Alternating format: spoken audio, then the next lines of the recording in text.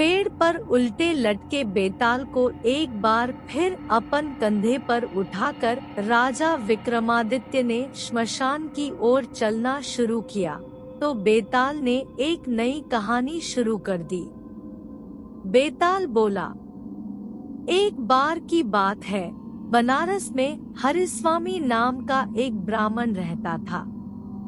उसकी पत्नी बहुत सुंदर थी और उसका नाम लावण्यवती था। लावण्यवती का रूप इतना सुंदर था कि कोई भी पुरुष उस पर मोहित हो जाता। एक दिन लावण्यवती अपने घर की छत पर सो रही थी। जैसे ही आधी रात हुई, एक गंधर्व कुमार आकाश मार्ग से उड़ता हुआ जा रहा था। उसकी नजर लावण्यवती पर पड़ी तो वो उसकी ओर आकर्षित हो गया। गंधर्व कुमार लावण्यवती को उठाकर ले गया। हरिस्वामी ने सुबह उठकर देखा तो उसकी पत्नी गायब थी। हरिस्वामी के लिए यह बड़े दुख की बात थी। वह अपनी पत्नी के अपहरण से इतना दुखी हुआ कि उसने आत्महत्या करने की ठान ली। जब लोगों को यह बात पता चली तो उन्होंने हरिस्वामी को समझाया कि उसे तीर्थ यात्रा करनी चाहिए।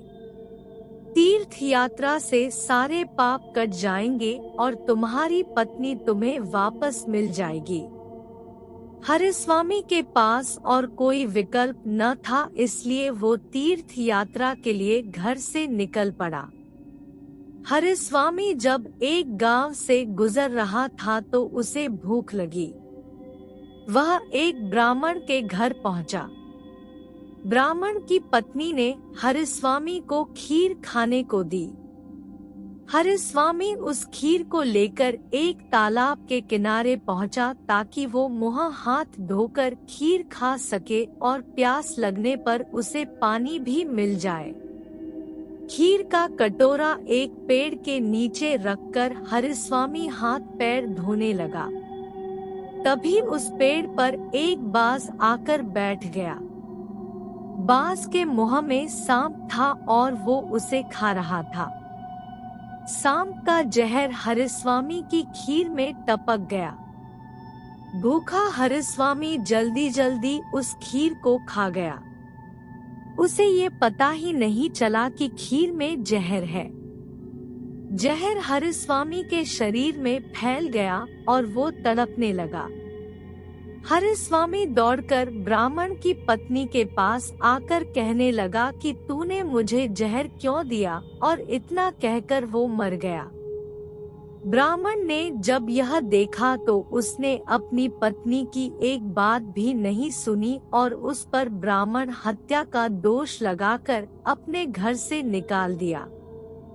इतनी कहानी सुनाकर बेताल ने राजा विक्रमादित्य से पूछा, राजन बताओ कि इस कहानी में अपराधी कौन है, सांप, बाज या ब्राह्मण की पत्नी? राजा ने उत्तर दिया, इस कहानी में इन तीनों में से कोई अपराधी नहीं है, क्योंकि सांप अपने शत्रु यानी बाज के वश में था। वह कुछ कर ही नहीं सकता था।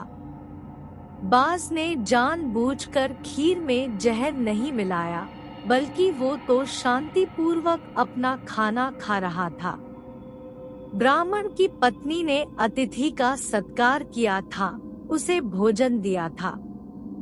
जो इन तीनों को दोषी कहेगा वो खुद दोषी माना जाएगा।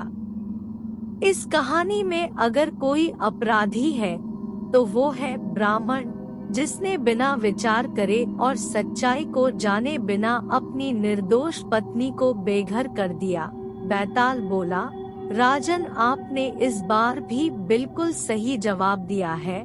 इतना कहकर बेताल फिर से उड़कर पेड़ पर जा लटका। राजा विक्रमादित्य उसे पकड़ने के लिए उसके पीछे भागे। कहानी से सीख, हमें बिना जांच पड़ताल किए कोई भी बड़ा निर्णय नहीं लेना चाहिए।